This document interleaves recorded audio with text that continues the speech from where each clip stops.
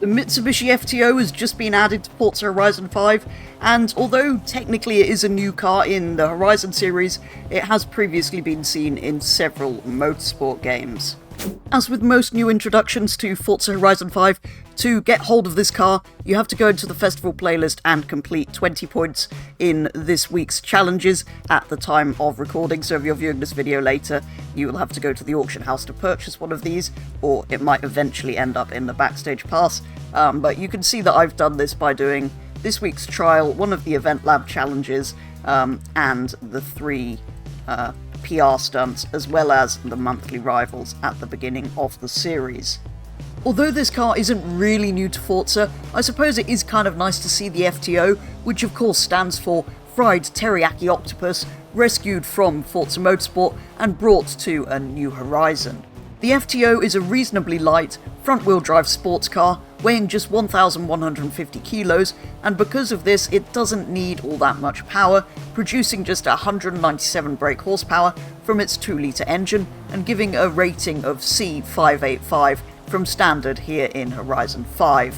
We do also already have the 1997 Mitsubishi GTO and 1995 Mitsubishi Eclipse in the game, so we've got plenty of choice when it comes to Mitsubishi sports cars, but both of these are all-wheel drive cars, although the Eclipse was also offered as a front-wheel drive vehicle. We can't then really compare the FTO to either of those, partly because the GTO is nearly twice as powerful as this not entirely new addition to the series. The Eclipse, though, is at least in the same class from standard as the FTO. Anyway, quickly before we take the new car back to the festival, what happens if we compare it to some other C-Class vehicles, firstly with the drag race against the recently added Toyota Chaser and an BRZ.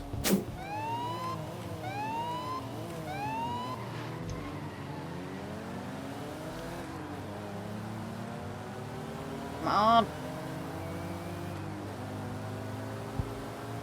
Oh my god, this thing's winning? This thing's so It's slow. too fast. You have to know those. Get pull Yes, come on, we're both beating the new car.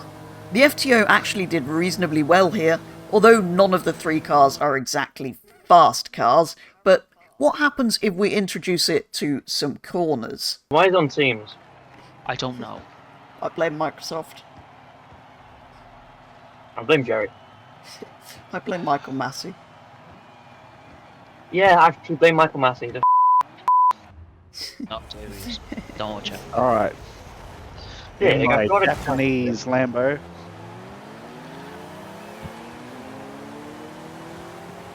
But if you think about it, 2 estates versus 2 coupes. I know the Lambo isn't that much of an estate, The but I mean, Lamborghini is not an estate. Lamborghini Espada. no, I meant the Lamborghini. It's more. The It's more of an Lamborghini is estate not than. an estate. But it sort of is compared to, say, the BRZ or the. It has a big boot. That's what I'm trying to get at. Everyone loves a big booty. I'm not gaining on the Mitsubishi, but the Lambo's not gaining on me. I'm trying. Actually, do you want to run out petrol or something?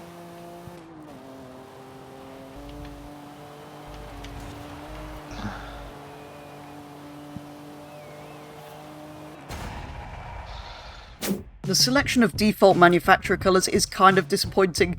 There's a black, a red and a white, although apparently this particular edition of the FTO was only available in these 3 colours. Over in the upgrade shop there are a few more visual options. We can put a Boz Speed front bumper and Boz Speed rear wing on, which looks absolutely ridiculous. It looks like something Batman would put on his car. Yes, let's definitely not do that. There's also a couple of engine swap options. There's an inline 4 turbo and an inline 4 turbo rally, which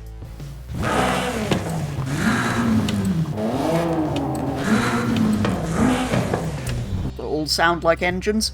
You can also rear-wheel drive or all-wheel drive swap the FTO if you want to make it handle completely differently. Single turbo it, twin turbo it, and supercharger rate it. What else can we do? There's your usual tyre options, front tyre width options, and track width, of course, if you want to fill the arches with tyres and wheels.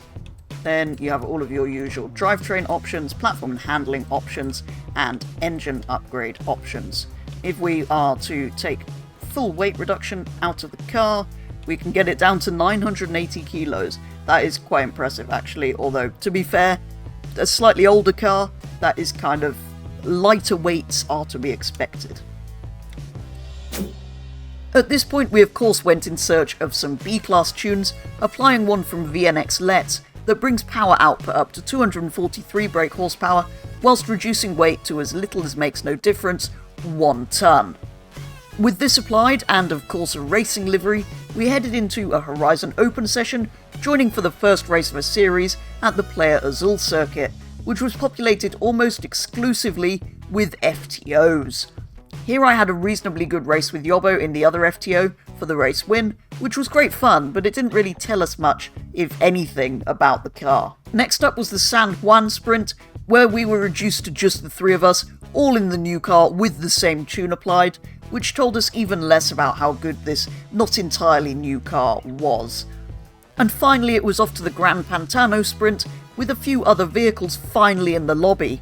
This race though was fairly boring, and neither myself nor Yobbo could quite catch the Honda S2000, which was out in the lead, which eventually won the race. At this point then, as we hadn't really learned much about the FTO, I decided to jump into an Evo 3 for comparison in the next set of races.